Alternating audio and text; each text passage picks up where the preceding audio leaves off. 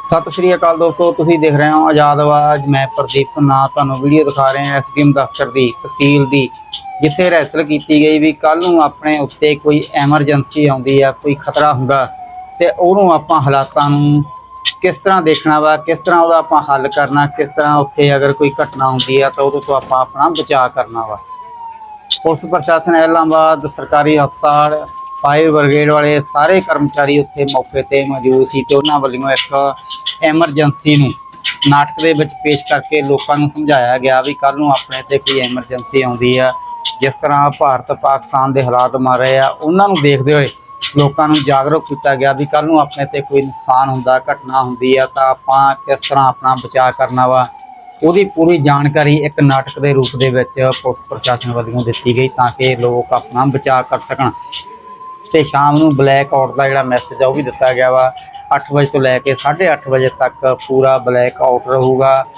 इस तरह की रहसल है जी तुम देख रहे हो, वीडियो तुम दिखा रहे हैं, पूरी वीडियो के दिखाई गई है भी आप अपना बचाव किस तरह करना वा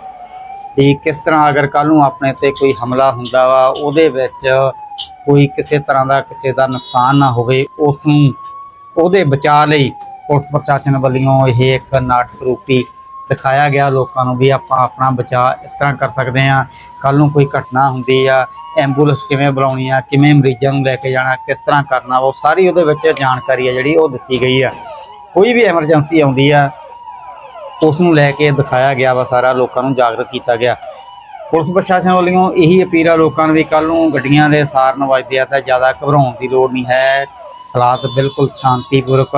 ये सिर्फ एक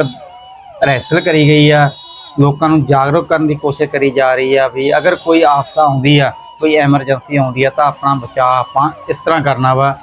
पुलिस प्रशासन के सारन सुन के,